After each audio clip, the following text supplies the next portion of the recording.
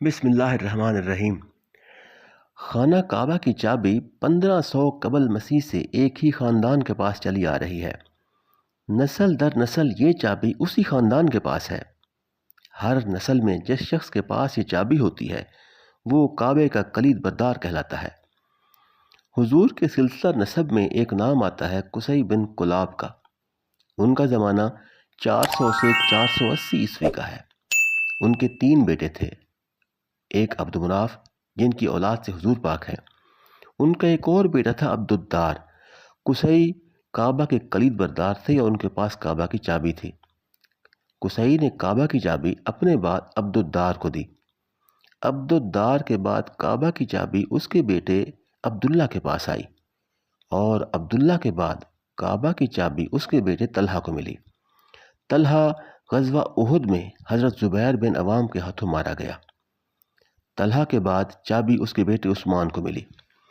حضور کے زمانے میں چابی عثمان کے پاس تھی۔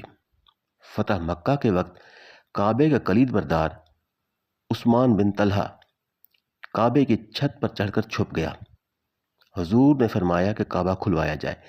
لوگوں نے کہا کہ عثمان بن طلحہ کعبے کا کلید بردار کعبے کی چھت پر چھپا ہوا ہے۔ حضور نے حضرت علی سے فرمایا کہ عثمان بن طلحہ سے چابی لے آؤ۔ حضرت علی کعبے کی چھت پر جا کر عثمان بن طلحہ سے کہا کہ کعبہ کو کھولو۔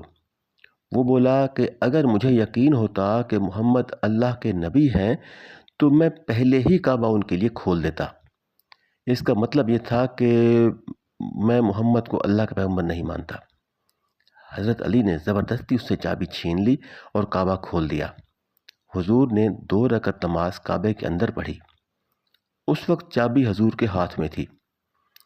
آپ کے چچا حضرت عباس رضی اللہ تعالیٰ نے فرمایا کہ حاجیوں کو پانی پلانے کی سعادت بنو ہاشم کے پاس ہے۔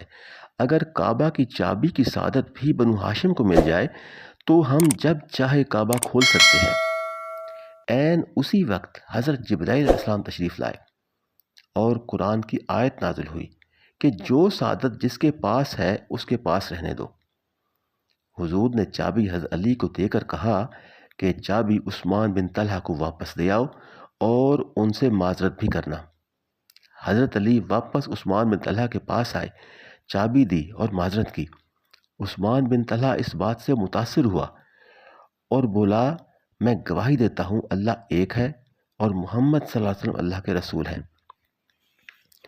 حضور نے عثمان بن طلحہ کو چابی دے کر فرمایا کہ یہ چابی قیامت کے دن تک تیرے خاندان کے پاس رہے گی۔ آج بھی کعبہ کی چابی عثمان بن طلحہ کی اولاد کے پاس ہے۔ شیخ صالح الشیبہ 109ویں کلید بردار تھے جن کا انتقال 22 جون 2024 کو ہو گیا۔ وہ عثمان بن طلحہ کی اولاد میں سے تھے۔ اب ان کے بعد 110واں کلید بردار منتخب کیا جائے گا۔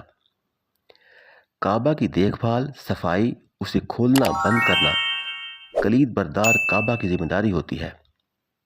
شروع میں کلید بردار کا گھر کعبہ کے احاطے میں ہوتا تھا، مگر کعبہ کی توسیع کی غرض سے وہ گھر گرا دیا گیا اور اس گھر والی جگہ پر نشانی کے طور پر ایک بڑی کمان بنا دی گئی۔ 1950 میں یہ کمان بھی ختم کر دی گئی۔ دوستو، اگر یہ ویڈیو آپ کو اچھی لگی ہو تو ویڈیو کو لائک اور چینل کو سبسکرائب کر دیجیے گا۔ شکریہ۔